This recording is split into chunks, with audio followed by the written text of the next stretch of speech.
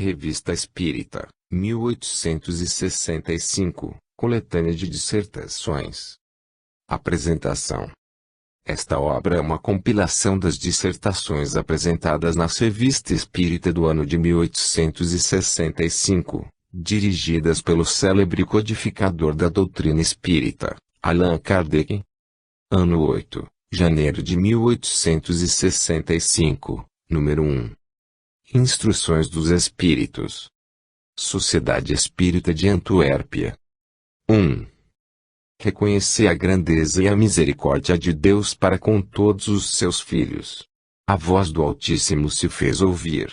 Inclinai-vos e sede humildes, porque o poder do Senhor é grande.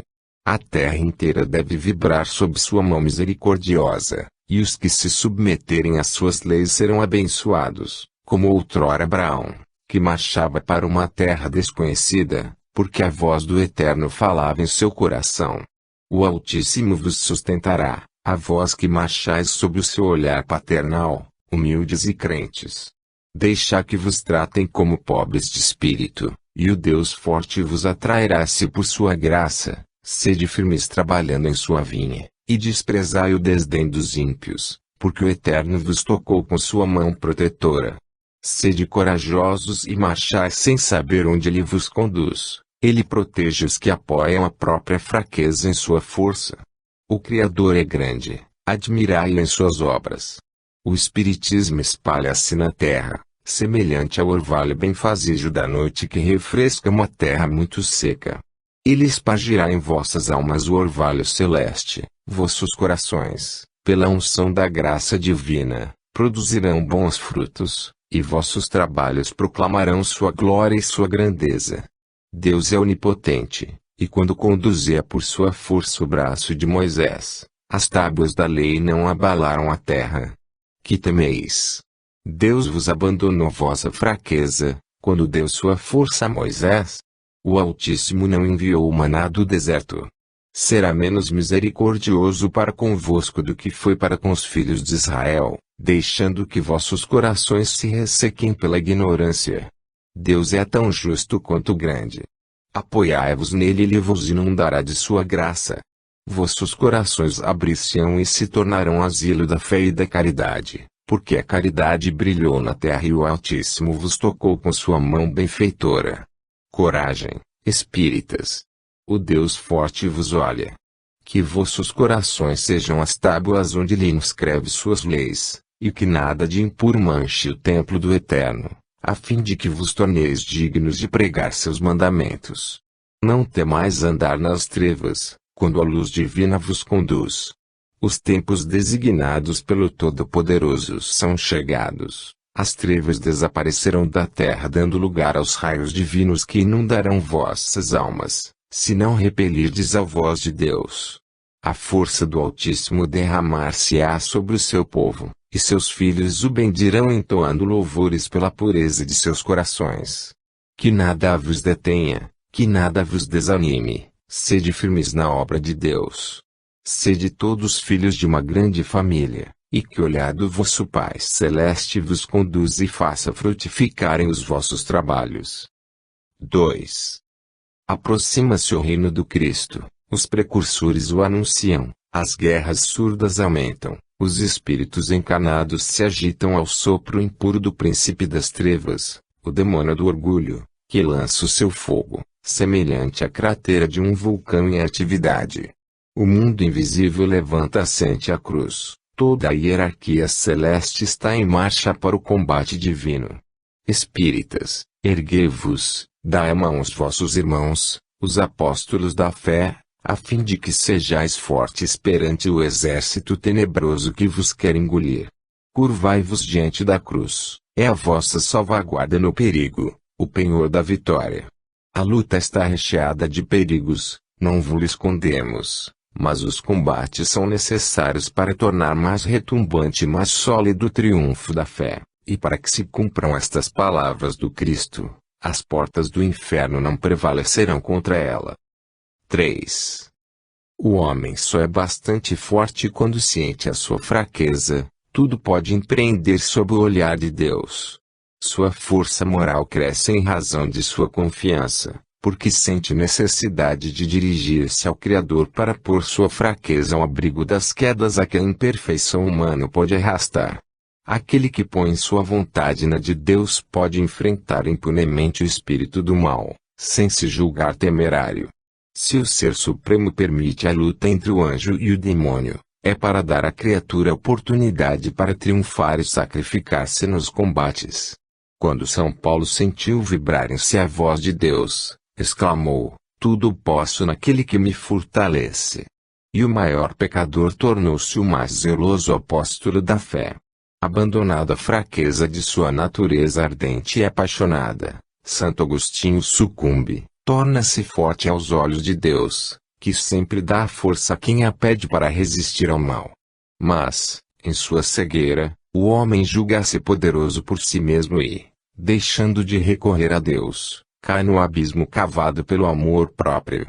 Coragem, pois, porquanto, por mais forte que seja o espírito que barra o caminho, apoiado na cruz nada tendes a temer, ao contrário, tereis tudo a ganhar para a vossa alma, que crescerá sob o raio divino da fé.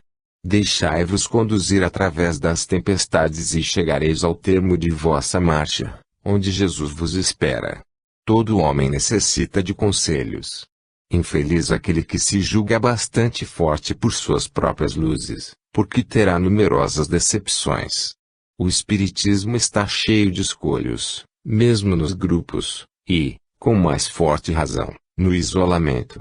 O medo excessivo que tendes, de ser enganados, é um bem para vós, porque foi a vossa salvaguarda em mais de uma circunstância. Contudo, vossas comunicações necessitam de controle, não bastam algumas apreciações. É por isso que vossos espíritos protetores vos aconselharam que vos dirigisseis ao chefe espírita, a fim de serdes fixados sobre o seu valor. É preciso provar pela união que todos os adeptos sérios trabalham juntos na vinha do Senhor, que vai estender seus ramos sobre o mundo inteiro. Quanto mais se unirem os obreiros, mais depressa será formada a grande cadeia espírita e, também, mais depressa a família humana será inundada pelos eflúvios divinos da fé e da caridade, que regenerarão as almas sob o poder do Criador. Que cada um de vós leve sua pedra ao edifício na medida de suas forças, mas se cada um quiser construir a sua vontade, sem levar em conta as instruções que temos dado e que formam a sua base, se não houver compreensão entre vós, se não tiverdes um ponto de ligação, então fareis uma torre de Babel. Nós vos mostramos este ponto, que cada um faça dele o seu objetivo único. Nós vos demos este sinal, que cada qual o inscreve em sua bandeira, então vos reconhecereis todos e vos estendereis as mãos. Mas Deus dispersará os presunçosos que não tiverem ouvido a sua voz, cegará os orgulhosos, que se julgam bastante fortes por si mesmos, e os que se afastarem do caminho que lhes é traçado, perder-se-ão no deserto. Espíritas, sede fortes de coragem, de perseverança e de firmeza, mas humildes de coração, segundo o preceito do Evangelho. Jesus vos conduzirá através das tormentas e abençoará os vossos trabalhos. Cada luta suportada corajosamente sob o olhar de Deus é uma prece ardente, que sob a Ele corre um senso puro e de agradável odor. Se bastasse formular palavras para se dirigir a Deus, os indolentes teriam apenas de tomar um livro de preces para satisfazer a obrigação de orar. O trabalho, a atividade da alma são a única boa prece que a purifica e a faz crescer. Fenelon. Ano 8, fevereiro de 1865, número 2. Questões e problemas. Obras-primas por via mediúnica. Porque os espíritos dos grandes gênios que brilharam na Terra não produzem obras-primas por via mediúnica, como fizeram em vida, desde que nada perderam a inteligência? Esta questão é, ao mesmo tempo, uma daquelas cuja solução interessa a ciência espírita, como tema de estudo, e uma objeção oposta por certos negadores à realidade das manifestações. Dizem estes últimos, Estas obras fora do comum seriam uma prova de identidade adequada para convencer os mais recalcitrantes, ao passo que os produtos mediúnicos assinados pelos mais ilustres nomes quase não se elevam acima da vulgaridade. Até agora não se cita nenhuma obra capital que possa mesmo aproximar-se das dos grandes literatos e dos grandes artistas. E acrescentam alguns, quando eu vir o espírito Homero dar uma nova Ilíada, o de Virgílio uma nova Eneida, o de Cornélio um novo Cid, o de Beethoven uma nova Sinfonia e lá, ou quando um sábio, como Laplace, resolver um desses problemas inutilmente procurados, como a quadratura do círculo, por exemplo, então poderei crer na realidade dos espíritos. Mas como quereis que neles creia, quando vejo darem seriamente, sob o nome de Racine, poesias que um aluno do quarto ano corrigiria, atribuir a Béranger versos que não passam de finais mal rimados, insossos e sem espírito, ou imputar a Voltaire e Chateaubriand uma linguagem de cozinheira. Há nesta objeção um lado sério, é o que contém a última parte, mas que não denota menos a ignorância dos primeiros princípios do espiritismo. Se os que a fazem não julgassem antes de haver estudado, poupar-se-iam a um trabalho inútil. Como se sabe, a identidade dos espíritos é uma das grandes dificuldades do espiritismo prático. Só pode ser constatada de maneira positiva para os espíritos contemporâneos, cujo caráter e hábitos são conhecidos. Então eles se revelam por uma multidão de particularidades, nos fatos e na linguagem, que não podem deixar qualquer dúvida. São esses cuja identidade nos interessa mais, por laços que a eles nos unem. Muitas vezes um sinal, uma palavra basta para atestar a sua presença, e essas particularidades são tanto mais significativas, quanto mais similitude há na série de conversas familiares que se tem com os espíritos. Além disso, é preciso considerar que quanto mais próximos de nós pela época de sua morte terrestre, menos estão os espíritos despojados do caráter, dos hábitos e das ideias pessoais que não os fazem reconhecer. Já não é assim com os espíritos que, de certo modo, só são conhecidos através da história. Para esses não existe nenhuma prova material de identidade, pode haver presunção, mas não certeza absoluta da personalidade. Quanto mais afastados de nós os espíritos pela época em que viveram, menor essa certeza, considerando-se que suas ideias e seu caráter podem ter se modificado com o tempo. Em segundo lugar, os que chegaram a uma certa elevação formam famílias similares pelo pensamento e pelo grau de adiantamento, cujos membros todos estão longe de nos ser conhecidos. Se um deles se manifesta, fala sob um nome nosso conhecido, como sinal de sua categoria.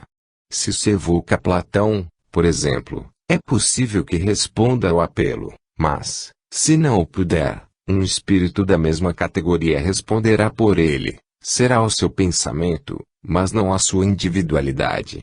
Eis o que importa estarmos bem compenetrados. Aliás, os espíritos superiores vêm para instruir-nos, sua identidade absoluta é questão secundária.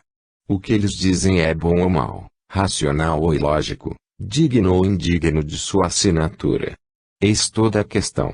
No primeiro caso, aceita-se, no segundo, rejeita-se como apócrifa. Aqui se apresenta o grande escolho da intromissão dos espíritos levianos ou ignorantes, que se enfeitam de grandes nomes para fazerem aceitar suas tolices e utopias. Nesse caso, a distinção exige tato, observação e, quase sempre, conhecimentos especiais. Para julgar uma coisa é preciso ter competência. Como aquele que não é versado em literatura e poesia podia apreciar as qualidades e os defeitos das comunicações deste gênero. A ignorância, neste caso, por vezes toma por verdades sublimes a ênfase, os floreios de linguagem, as palavras sonoras, que cobrem o vazio das ideias, não pode identificar-se com o gênio particular do escritor, para julgar o que pode ou não pode ser dele. Assim, muitas vezes veem-se médiuns, lisonjeados por receberem versos assinados por Racine, Voltaire ou Béranger, não sentirem nenhuma dificuldade em julgá-los autênticos, por mais detestáveis que sejam, sendo uma felicidade quando não se aborrecem contra os que se permitem pô-los em dúvida. Temos, pois, como perfeitamente justa a crítica que se lança a semelhantes coisas, porque abunda em nossa razão. O erro não está no espiritismo, mas nos que aceitam com muita facilidade o que vem dos espíritos. Se os que disso fazem uma arma contra a doutrina a tivessem estudado, saberiam o que ela admite e não lhe imputariam o que repele, nem os exageros de uma credulidade cega e irrefletida. O erro é ainda maior quando se publicam, sob nomes conhecidos, coisas indignas da origem que lhes é atribuída, é dar razão à crítica fundada e prejudicar o espiritismo. É necessário que se saiba que o espiritismo racional absolutamente não patrocina essas produções, nem assume a responsabilidade das publicações feitas com mais entusiasmo do que prudência. A incerteza a respeito da identidade dos espíritos, em certos casos, e a frequência da intromissão dos espíritos levianos provam alguma coisa contra a realidade das manifestações. De modo algum, pois o fato das manifestações é tão bem provado pelos espíritos inferiores quanto pelos superiores. A abundância dos primeiros prova a inferioridade moral do nosso globo e a necessidade de trabalhar pela nossa melhora, para dele sairmos o mais rápido possível. Resta, agora, a questão principal, porque os espíritos dos homens de gênio não produzem obras-primas pela via mediúnica. Antes de tudo, é preciso ver a utilidade das coisas. Para que serviria isto? Para convencer os incrédulos, dizem. Mas, quando se os vê resistindo à mais palpável evidência, uma obra-prima não lhe provaria melhor a existência dos espíritos, porque atribuiriam, como todas as produções mediúnicas, a superexcitação cerebral. Um espírito familiar, um pai, uma mãe, um filho, um amigo, que vem revelar circunstâncias desconhecidas do médium, dizer essas palavras que vão ao coração prova muito mais que uma obra-prima, que poderia sair de seu próprio cérebro. Um filho, cujo pai o pranteia, e que vem atestar a sua presença e a sua afeição, não convence melhor do que se Homero viesse fazer uma nova Ilíada, ou Racine uma nova Fedra. Porque, então, lhes pedir habilidades, que espantaria mais do que convenceriam, quando eles se revelam por milhares de fatos íntimos, ao alcance de todo o mundo. Os espíritos buscam convencer as massas, e não tal ou qual indivíduo, porque a opinião das massas faz lei, enquanto os indivíduos são unidades perdidas na multidão. Eis porque poucos se preocupam com os obstinados que os querem importunar. Sabem perfeitamente que, mais cedo ou mais tarde, terão de curvar-se ante a força da opinião. Os espíritos não se submetem ao capricho de ninguém, para convencer empregam os meios que querem, conforme os indivíduos e as circunstâncias. Tanto pior para os que não se contentam com isto, sua vez chegará mais tarde.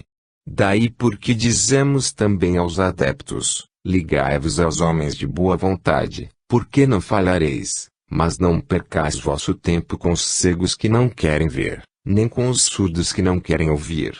Agir assim é faltar com a caridade. Não, pois para estes será apenas um adiamento.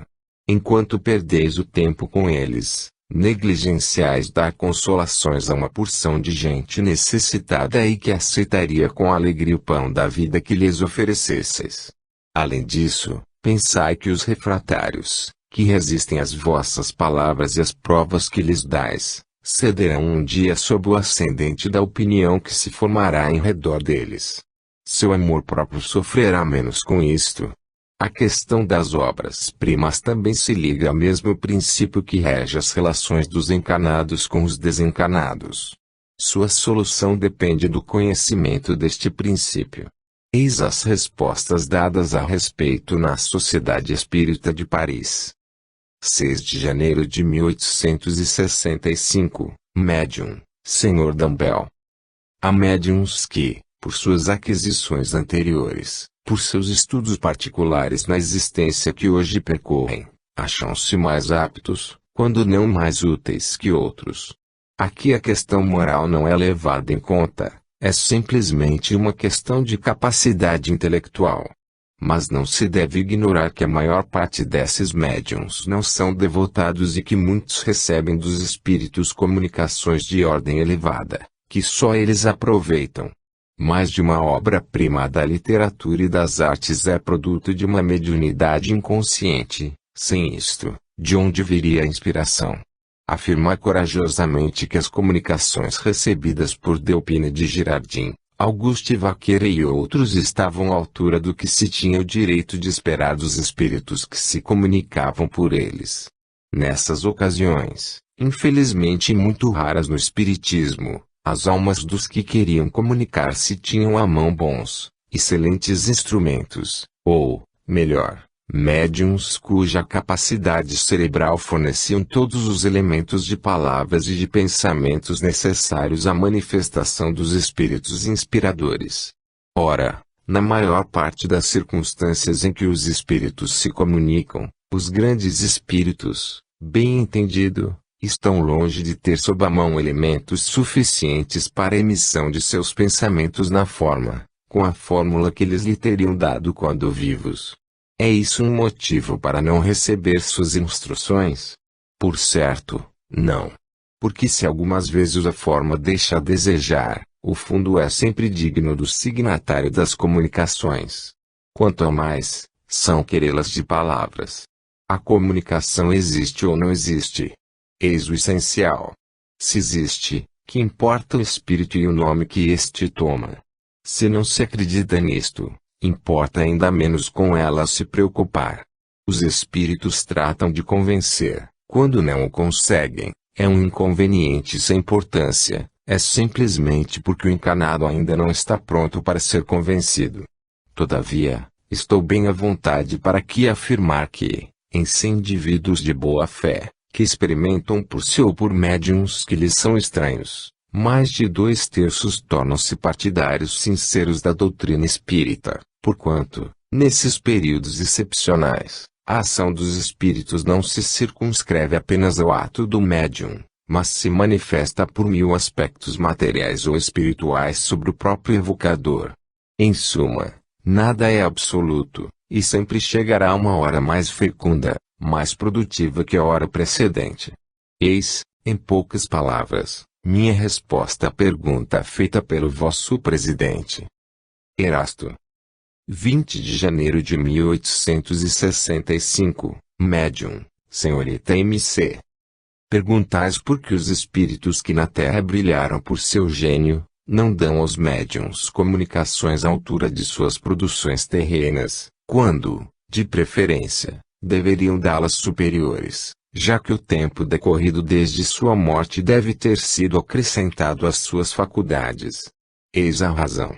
Para se fazer ouvir, é preciso que os espíritos atuem sobre instrumentos que estejam ao nível de sua ressonância fluídica. Que pode fazer um bom músico com um instrumento detestável? Nada. Muitos médiuns, se não a maior parte, são para nós instrumentos muito imperfeitos. Compreendei que em tudo é necessário similitude, tanto nos fluidos espirituais quanto nos fluidos materiais. Para que os espíritos avançados possam se vos manifestar, necessitam de médiuns capazes de vibrar em uníssono. Do mesmo modo, para as manifestações físicas, é preciso que os encarnados possuam fluidos materiais da mesma natureza que os dos espíritos errantes, tendo ainda ação sobre a matéria. Assim, Galileu só se manifestará realmente a um astrônomo capaz de o compreender e transmitir sem erro os seus dados astronômicos. Alfred de Musset e outros poetas terão necessidade de um médium que ame e compreenda a poesia. Beethoven, Mozart procurarão músicos dignos de poder transcrever seus pensamentos musicais. Os espíritos instrutores que vos desvendam os segredos da natureza, segredos pouco conhecidos, ou ainda ignorados, precisam de médiuns que já compreendam certos efeitos magnéticos e que tenham estudado bem a mediunidade. Compreendei isto, meus amigos, refleti que não encomendais uma roupa ao chapeleiro, nem vossas cabeleiras ao alfaiate. deveis compreender que necessitamos de bons intérpretes, e que alguns de nós, por não encontrar esses intérpretes, se recusem à comunicação. Mas, então, o lugar é ocupado. Não vos esqueçais de que os espíritos levianos são em grande números, e que aproveitam as vossas faculdades com tanto mais facilidade quanto muitos dentre vós, envaidecidos pelas assinaturas notáveis, poucos se inquietam em se informarem na fonte verdadeira e confrontarem o que obtêm com o que deveriam ter obtido. Regra geral: quando quiserdes um calculador, não vos dirijais a um dançarino. Um espírito protetor. Observação: esta comunicação apoia-se num princípio verdadeiro, que resolve perfeitamente a questão do ponto de vista científico, contudo, não deve ser tomada num sentido muito absoluto. À primeira vista, esse princípio parece contradizer os fatos tão numerosos de médiuns que tratam de assuntos fora de seus conhecimentos, e parecer implicar, para os espíritos superiores, a possibilidade de não se comunicarem senão a médiuns que estivessem à sua altura. Ora, isto só se deve entender quando se trata de trabalhos especiais e de uma importância excepcional. Concebe-se que se Galileu quiser tratar de uma questão científica, se um grande poeta quiser ditar uma obra poética, tenham necessidade de um instrumento que responda ao seu pensamento, o que não quer dizer que, para outras coisas, uma simples questão de moral, por exemplo, um bom conselho a dar, não poderão fazê-lo por um médium que não seja cientista, nem poeta. Quando um médium trata com facilidade e superioridade assuntos que lhe são estranhos, é um indício de que seu espírito possui um desenvolvimento inato e faculdades latentes, fora da educação que recebeu. Ano 8, março de 1865, número 3. Onde é o céu? Em geral, a palavra céu designa o espaço indefinido que circunda a Terra, e mais particularmente a parte que está acima do nosso horizonte. Vem do latim coelum, formada do grego coelos, côncavo, porque o céu parece uma imensa concavidade. Os antigos acreditavam na existência de muitos céus superpostos, de matéria sólida e transparente, formando esferas concêntricas e tendo a Terra por centro. Girando essas esferas em torno da Terra, arrastavam consigo os astros que se achavam em seu circuito. Essa ideia, provinda da deficiência de conhecimentos astronômicos, foi a de todas as teogonias, que fizeram dos céus, assim escalados, os diversos degraus da bem-aventurança. O último deles era abrigo da suprema felicidade. Segundo a opinião mais comum, havia 7 céus e daí a expressão estar no 7º céu, para exprimir perfeita felicidade. Os muçulmanos admitem 9 céus, em cada um dos quais se aumenta a felicidade dos crentes. O astrônomo Ptolomeu contava 11 e denominava o último Empira por causa da luz brilhante que nele reina. É este ainda hoje o nome poético dado ao lugar da beatitude eterna. A teologia cristã reconhece 3 céus. O primeiro é o da região do ar e das nuvens, o segundo, o espaço em que ficam os astros, e o terceiro, para além deste, é a morada do Altíssimo, a habitação dos que o contemplam face a face. É conforme a esta crença que se diz que São Paulo foi alçado ao 3º céu. As diferentes doutrinas relativamente ao paraíso repousam todas no duplo erro de considerar a Terra centro do universo, e limitada à região dos astros. É além desse limite imaginário que todas têm colocado a residência afortunada e a morada do Todo-Poderoso. Singular anomalia que coloca o autor de todas as coisas, aquele que as governa todas, nos confins da criação, em vez de no centro, donde o seu pensamento poderia, irradiante, abranger tudo. A ciência, com a lógica inexorável da observação e dos fatos, levou o seu achote às profundezas do espaço e mostrou a nulidade de todas essas teorias. A Terra não é mais o eixo do universo, porém um dos menores astros que rolam na imensidade. O próprio Sol mais não é do que o centro de um turbilhão planetário. As estrelas são outros tantos inumeráveis sóis, em torno dos quais circulam mundos sem conta, separados por distâncias apenas acessíveis ao pensamento, embora se nos afigure tocarem-se.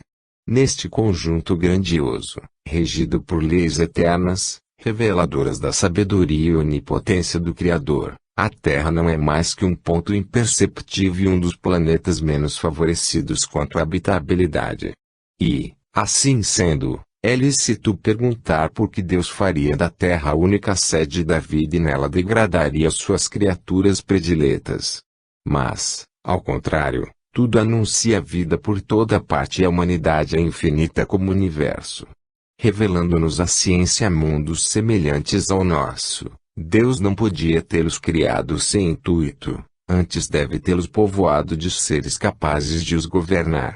As ideias do homem estão na razão do que ele sabe, como todas as descobertas importantes. A da constituição dos mundos deveria imprimir-lhes outro curso. Sob a influência desses conhecimentos novos, as crenças se modificaram, o céu foi deslocado e a região estelar, sendo ilimitada, não mais lhe pode servir. Onde está ele, pois? E ante esta questão emudecem todas as religiões. O Espiritismo vem resolvê-las demonstrando o verdadeiro destino do homem. Tomando-se por base a natureza deste último e os atributos divinos, chega-se a uma conclusão. O homem compõe-se de corpo e espírito. O espírito é o ser principal, racional, inteligente. O corpo é o invólucro material que reveste o espírito temporariamente, para preenchimento de sua missão na Terra e execução do trabalho necessário ao seu adiantamento. O corpo, usado, destrói-se e o espírito sobrevive à sua destruição. Privado do espírito, o corpo é apenas matéria inerte, com o instrumento privado da mola que o faz agir. Sem o corpo, o espírito é tudo, a vida, a inteligência. Em deixando o corpo, torna ao mundo espiritual, de onde havia saído para reencarnar. Existem, portanto, dois mundos, o corporal, composto de espíritos encarnados, e o espiritual, formado dos espíritos desencarnados.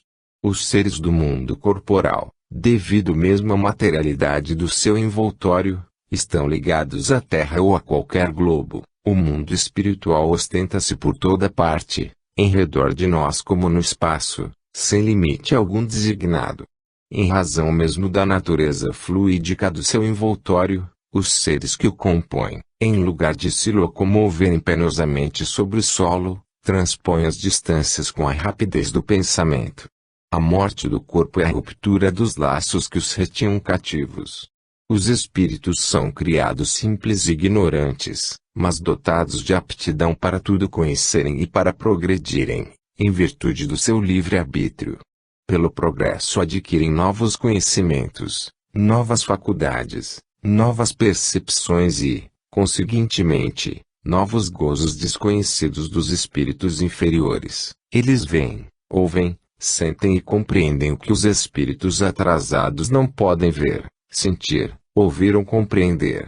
A felicidade está na razão direta do progresso realizado, de sorte que, de dois espíritos, um pode não ser tão feliz quanto o outro, unicamente por não possuir o mesmo adiantamento intelectual e moral, sem que por isso precisem estar, cada qual, em lugar distinto. Ainda que juntos, pode um estar em trevas, enquanto que tudo resplandece para o outro, tal como um cego e um vidente que se dão as mãos, este percebe a luz da qual aquele não recebe a mínima impressão.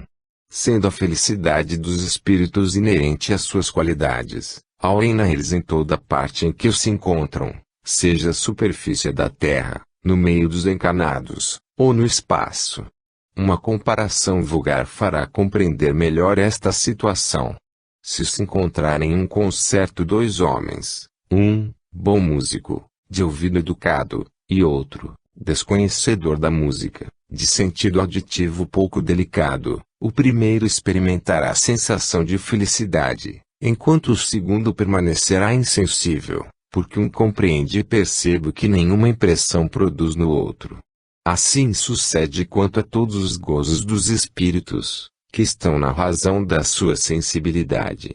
O mundo espiritual tem esplendores por toda parte, harmonias e sensações que os espíritos inferiores, submetidos à influência da matéria, não entreveem sequer, e que somente são acessíveis aos espíritos purificados. O progresso nos espíritos é o fruto do próprio trabalho, mas, como são livres, trabalham no seu adiantamento com maior ou menor atividade, com mais ou menos negligência, segundo sua vontade, acelerando ou retardando o progresso e, por conseguinte, a própria felicidade. Enquanto uns avançam rapidamente, outros permanecem estagnados, durante longos séculos, nas fileiras inferiores. São eles, pois, os próprios autores da sua situação, feliz ou desgraçada, conforme estas palavras do Cristo, a cada um segundo as suas obras. Todo espírito que se atrasa não pode queixar-se senão de si mesmo, assim como o que se adianta tem o mérito exclusivo do seu esforço. Aos seus olhos, a felicidade conquistada tem maior apreço. A suprema felicidade só é compartilhada pelos espíritos perfeitos, ou, por outra, pelos espíritos puros, que não a conseguem senão depois de haverem progredido em inteligência e moralidade. O progresso intelectual e o progresso moral raramente marcham juntos, mas o que o espírito não consegue em dado tempo, alcança em outro, de modo que os dois progressos acabam por atingir o mesmo nível. Eis porque se vêem muitas vezes homens inteligentes e instruídos pouco adiantados moralmente, e vice-versa. A encarnação é necessária ao duplo progresso moral e intelectual do espírito, ao progresso intelectual pela atividade obrigatória do trabalho, ao progresso moral pela necessidade recíproca dos homens entre si. A vida social é a pedra de toque das boas ou más qualidades. A bondade, a maldade, a doçura, a violência, a benevolência, a caridade, o egoísmo, a avareza, o orgulho, a humildade, a sinceridade, a franqueza, a lealdade, a má-fé, a hipocrisia, numa palavra, tudo que constitui o homem de bem ou perverso tem por móvel, por alvo e por estímulo as relações do homem com os seus semelhantes. Para o homem que vivesse insulado não haveria vícios nem virtudes, preservando-se do mal pelo insulamento, o bem de si mesmo se anularia. Uma só existência corporal é manifestamente insuficiente para o espírito adquirir todo o bem que lhe falta e eliminar o mal que lhe sobra. Como poderia o selvagem, por exemplo, em uma só encarnação nivelar-se moral e intelectualmente ao mais adiantado europeu? É materialmente impossível. Deve ele, pois, ficar eternamente na ignorância e barbaria, privado dos gozos que só um desenvolvimento das faculdades pode proporcionar-lhe. O simples bom senso repele tal suposição, que seria não somente a negação da justiça e bondade divinas, mas das próprias leis evolutivas e progressivas da natureza. Mas Deus, que é soberanamente justo e bom, concede ao espírito tantas encarnações quantas as necessárias para atingir seu objetivo, a perfeição. Em cada existência nova traz o espírito que adquiriu nas anteriores, em aptidões, conhecimentos intuitivos, inteligência e moralidade. Cada existência é assim um passo avante no caminho do progresso, a menos que, por preguiça, negligência ou obstinação no mal, não aproveite, caso em que deve recomeçar. Dele, portanto, depende aumentar ou diminuir o número de suas encarnações, sempre mais ou menos penosas e laboriosas. No intervalo das existências corporais o espírito torna a entrar no mundo espiritual, onde é feliz ou desgraçado segundo o bem ou o mal que fez. Uma vez que o estado espiritual é o estado definitivo do espírito e o corpo espiritual não morre, deve ser esse também o seu estado normal. O estado corporal é transitório e passageiro. É no estado espiritual sobretudo que o espírito colhe os frutos do progresso realizado pelo trabalho da encarnação. É também nesse estado que se prepara para novas lutas e toma as resoluções que há de pôr em prática na sua volta à humanidade. A reencarnação pode dar-se na Terra ou em outros mundos. Há entre os mundos alguns mais adiantados onde a existência se exerce em condições menos penosas que na Terra, física e moralmente, mas onde também só são admitidos espíritos chegados a um grau de perfeição relativo ao estado desses mundos. A vida nos mundos superiores já é uma recompensa, visto nos acharmos isentos, aí, dos males e vicissitudes terrenos. Onde os corpos, menos materiais, quase fluídicos, não mais são sujeitos às moléstias, às enfermidades, e tampouco têm as mesmas necessidades.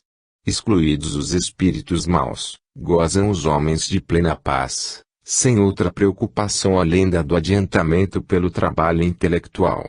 Reina lá a verdadeira fraternidade, porque não há egoísmo, a verdadeira igualdade, porque não há orgulho, e a verdadeira liberdade por não haver desordens a reprimir, nem ambiciosos que procurem oprimir o fraco.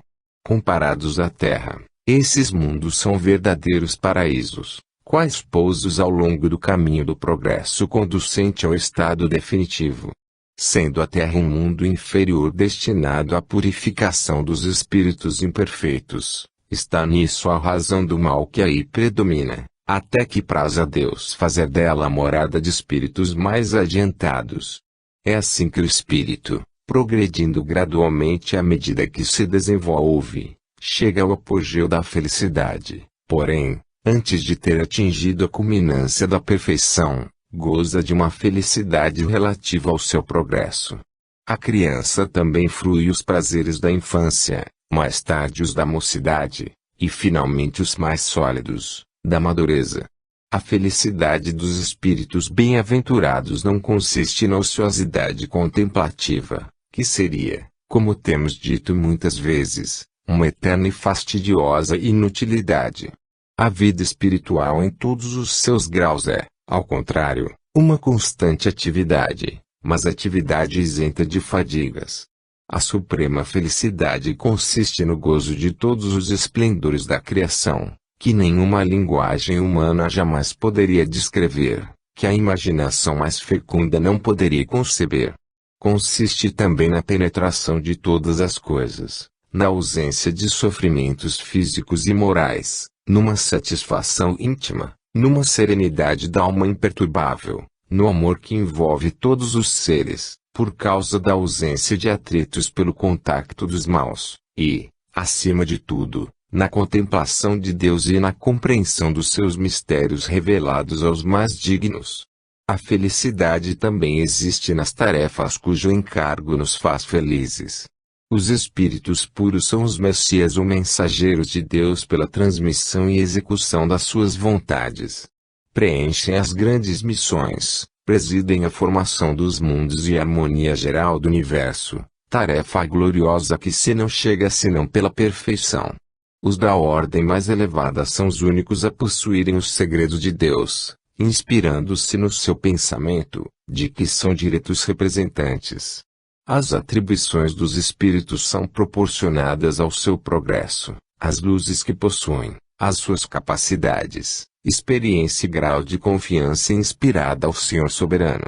Nem favores, nem privilégios que não sejam prêmio ou mérito, tudo é medido e pesado na balança da estrita justiça.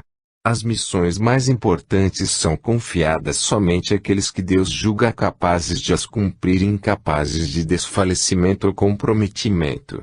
E enquanto que os mais dignos compõem o Supremo Conselho, sob as vistas de Deus, a chefes superiores é cometida a direção de turbilhões planetários, e a outros conferida de mundos especiais.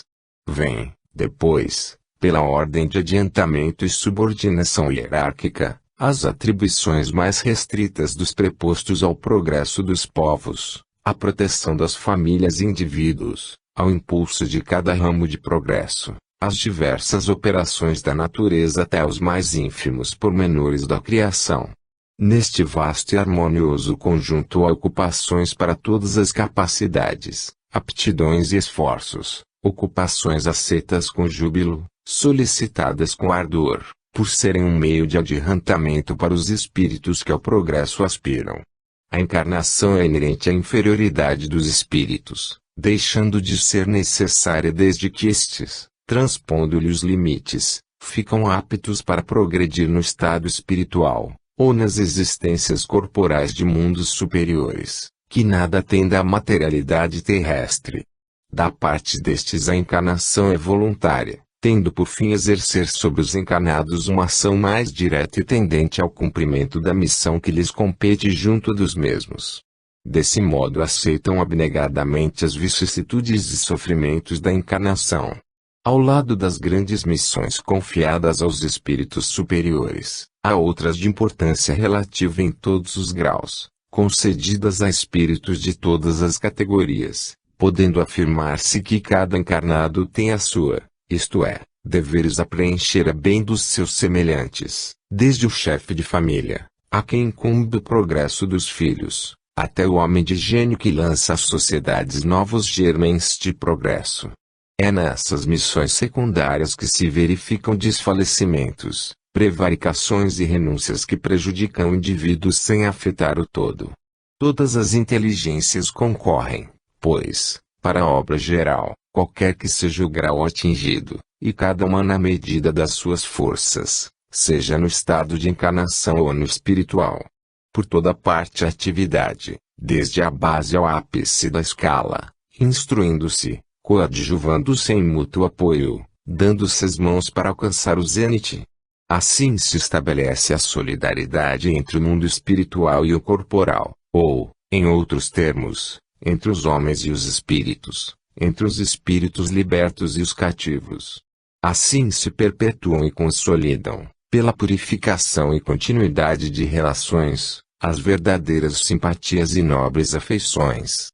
Por toda parte, a vida e o movimento, nenhum canto do infinito despovoado, nenhuma região que não seja incessantemente percorrida por legiões inumeráveis de espíritos radiantes, invisíveis aos sentidos grosseiros dos encarnados, mas cuja vista deslumbra de alegria e admiração as almas libertas da matéria. Por toda parte, enfim, há uma felicidade relativa a todos os progressos, a todos os deveres cumpridos, trazendo cada um consigo os elementos de sua felicidade, decorrente da categoria em que se coloca pelo seu adiantamento. Das qualidades do indivíduo depende-lhe a felicidade, e não do estado material do meio em que se encontra, podendo a felicidade, portanto, existir em qualquer parte onde haja espíritos capazes de a gozar. Nenhum lugar lhe é circunscrito e assinalado no universo. Onde quer que se encontrem, os espíritos podem contemplar a majestade divina, porque Deus está em toda parte. Entretanto, a felicidade não é pessoal, se a possuíssemos somente em nós mesmos, sem poder reparti-la com outrem, ela seria tristemente egoísta. Também a encontramos na comunhão de ideias que une os seres simpáticos. Os espíritos felizes, atraindo-se pela similitude de gestos e sentimentos, formam vastos agrupamentos ou famílias homogêneas, no seio das quais cada individualidade irradia as qualidades próprias e satura-se dos eflúvios serenos e benéficos emanados do conjunto. Os membros deste, ora se dispersam para se darem a sua missão, ora se reúnem em dado ponto do espaço a fim de se prestarem contas do trabalho realizado, ora se congregam em torno de um espírito mais elevado para receberem instruções e conselhos. Embora os espíritos estejam por toda parte, os mundos são focos onde de preferência se reúnem, em virtude da analogia existente entre eles e os que os habitam. Em torno dos mundos adiantados abundam espíritos superiores, como em torno dos atrasados pululam espíritos inferiores. Cada globo tem, de alguma sorte, sua população própria de espíritos encarnados e desencarnados, alimentada em sua maioria pela encarnação e desencarnação dos mesmos. Esta população é mais estável nos mundos inferiores, pelo apego deles à matéria, e mais flutuante nos superiores. Destes últimos, porém, verdadeiros focos de luz e felicidade, espíritos se destacam para mundos inferiores a fim de neles semearem os germens do progresso, levar-lhes consolação e esperança, levantar os ânimos abatidos pelas provações da vida. por vezes também se encarnam para cumprir com mais eficácia a sua missão. Nessa imensidade ilimitada, onde está o céu? Em toda parte. Nenhum contorno lhe traça limites. Os mundos adiantados são as últimas estações do seu caminho, que as virtudes franqueiam e os vícios interditam. Ante este quadro grandioso que povoa o universo, que dá a todas as coisas da criação fim e uma razão de ser, quanto é pequena e mesquinha a doutrina em que circunscreve a humanidade a um ponto imperceptível do espaço, que nula mostra começando em dado instante para acabar igualmente com o mundo que a contém, não abrangendo mais que um minuto na eternidade. Como é triste, fria e glacial essa doutrina quando nos mostra o resto do universo, durante e depois da humanidade terrestre, sem vida, nem movimento, qual vastíssimo deserto imerso em profundo silêncio.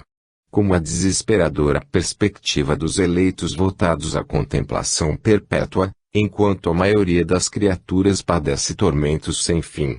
Como lacera aos corações sensíveis a ideia dessa barreira entre mortos e vivos. As almas ditosas, dizem, só pensam na sua felicidade, como as desgraçadas, nas suas dores. Admira que o egoísmo reine sobre a terra, quando nulo mostram no céu. Oh! Quão mesquinha se nos afigura essa ideia da grandeza, do poder e da bondade de Deus. Quanto é sublime a ideia que dele fazemos pelo Espiritismo. Quanto a sua doutrina engrandece as ideias e amplia o pensamento. Mas, quem diz que ela é verdadeira? A razão primeiro, a revelação depois, e, finalmente, a sua concordância com os progressos da ciência. Entre duas doutrinas, das quais uma mesquinha e a outra exalta os atributos de Deus, das quais uma só está em desacordo e a outra em harmonia com o progresso, das quais uma se deixa ficar na retaguarda enquanto a outra caminha, o bom senso diz de que lado está a verdade. Que, confrontando-as, consulte cada qual a consciência, e uma voz íntima lhe falará por ela. Pois bem, essas aspirações íntimas, são a voz de Deus, que não pode enganar os homens. Mas, então, por que Deus não lhes revelou de princípio toda a verdade? Pela mesma razão porque se não ensina à infância o que se ensina aos de idade madura. A revelação limitada foi suficiente a certo período da humanidade, e Deus a proporciona gradativamente ao progresso e às forças do espírito. Os que recebem hoje uma revelação mais completa são os mesmos espíritos que tiveram dela uma partícula em outros tempos e que de então por diante se engrandeceram em inteligência. Antes de a ciência ter revelado aos homens as forças vivas da natureza, a constituição dos astros, o verdadeiro papel da Terra e sua formação, poderiam eles compreender a imensidade do espaço e a pluralidade dos mundos. Teriam podido identificar-se com a vida espiritual? Conceber depois da morte uma vida feliz ou infeliz senão num lugar circunscrito e sob uma forma material? Não, compreendendo mais pelos sentidos do que pelo raciocínio, o universo era demasiado vasto para seu cérebro, era preciso reduzi-lo a menores proporções para acomodá-lo ao seu ponto de vista, correndo o risco de ampliá-lo mais tarde. Uma revelação parcial tinha sua utilidade, então era razoável, mas hoje insuficiente. O erro é daqueles que, não levando em conta o progresso das ideias, creem poder governar homens maduros quais se fossem crianças. A.K.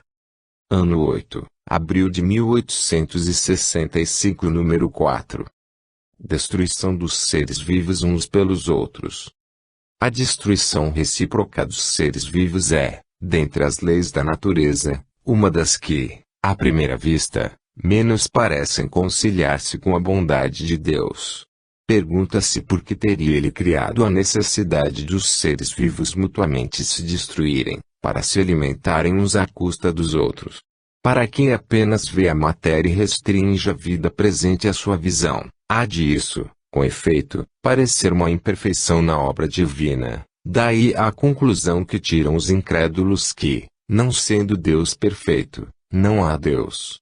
É que, em geral, os homens apreciam a perfeição de Deus do ponto de vista humano, medindo-lhe a sabedoria pelo juízo que dela formam, Pensam que Deus não poderia fazer coisa melhor do que eles próprios fariam. Não lhes permitindo a curta visão, de que dispõem, apreciar o conjunto, não compreendem que um bem real possa decorrer de um mal aparente. Só o conhecimento do princípio espiritual, considerado em sua verdadeira essência, e o da grande lei de unidade, que constitui a harmonia da criação, pode dar ao homem a chave desse mistério e mostrar-lhe a sabedoria providencial e a harmonia, exatamente onde apenas veio uma anomalia e uma contradição. Dá-se com esta verdade o mesmo que se dá com uma imensidão de outras. O homem não é apto a sondar certas profundezas senão quando seu espírito chega a um suficiente grau de maturidade. A verdadeira vida, tanto do animal como do homem, não está no invólucro corporal, do mesmo modo que não está no vestuário. Está no princípio inteligente que preexiste e sobrevive ao corpo. Esse princípio necessita do corpo, para se desenvolver pelo trabalho que lhe cumpre realizar sobre a matéria bruta. O corpo se consome nesse trabalho, mas o espírito não se gasta, ao contrário, sai dele cada vez mais forte, mais lúcido e mais apto. Que importa, pois, que o espírito mude mais ou menos frequentemente de envoltório. Não deixa por isso de ser espírito. É precisamente como se um homem mudasse 100 vezes no ano as suas vestes. Não deixaria por isso de ser homem. Por meio do incessante espetáculo da destruição, ensina Deus aos homens o pouco caso que devem fazer do envoltório material e lhes suscita a ideia da vida espiritual, fazendo o que a desejem como uma compensação. Objetar-se-á, não podia Deus chegar ao mesmo resultado por outros meios, sem constranger os seres vivos a se entre-destruírem. Bem atrevido aquele que pretendesse penetrar os desígnios de Deus. Desde que na sua obra tudo é sabedoria, devemos supor que esta não existirá mais num ponto do que noutros. Se não compreendemos assim, devemos atribuí-lo à nossa falta de adiantamento. Contudo, devemos tentar buscar-lhe a razão, tomando por bússola este princípio: Deus há de ser infinitamente justo e sábio. Procuremos, portanto, em tudo, a sua justiça e a sua sabedoria. Uma primeira utilidade, que se apresenta de tal destruição, utilidade, sem dúvida, puramente física, os corpos orgânicos só se conservam com auxílio das matérias orgânicas, matérias que só elas contêm os elementos nutritivos necessários à transformação deles. Como instrumentos de ação para o princípio inteligente, precisando os corpos ser constantemente renovados, a providência faz que sirvam ao seu mútuo entretenimento. Eis porque os seres se nutrem uns dos outros. Mas, então, é o corpo que se nutre do corpo, sem que o espírito se aniquile ou altere. Fica apenas despojado do seu envoltório. Há também considerações morais de ordem elevada. É necessária a luta para o desenvolvimento do espírito. Na luta que ele exercita suas faculdades. O que ataca em busca do alimento e o que se defende para conservar a vida usam de habilidade e inteligência, aumentando, em consequência, suas forças intelectuais. Um dos dois sucumbe, mas, em realidade, que foi o que mais forte ou mais destro tirou ao mais fraco? A veste de carne, nada mais. Ulteriormente, o espírito, que não morreu, tomará outra. Nos seres inferiores da criação, naqueles a quem ainda falta o senso moral, em os quais a inteligência ainda não substituiu o instinto, a luta não pode ter por móvel senão a satisfação de uma necessidade material. Ora, uma das mais imperiosas dessas necessidades é a da alimentação. Eles, pois, lutam unicamente para viver, isto é, para fazer ou defender uma presa, visto que nenhum móvel mais elevado os poderia estimular. É nesse primeiro período que a alma se elabora e ensaia para a vida. Quando a alma atingiu o grau de maturidade necessário à sua transformação, recebe de Deus novas faculdades, o livre-arbítrio e o senso moral, numa palavra a centelha divina, que dão novo curso às suas ideias e a dotam de novas aptidões e percepções. Mas as novas faculdades morais de que é dotada só se desenvolvem gradualmente, pois nada é brusco na natureza. No homem, há um período de transição em que ele mal se distingue do bruto. Nas primeiras idades, domina o instinto animal e a luta ainda tem por móvel a satisfação das necessidades materiais. Mais tarde, contrabalançam-se o instinto animal e o sentimento moral. Luta então o homem, não mais para se alimentar, porém, para satisfazer a sua ambição, ao seu orgulho, à necessidade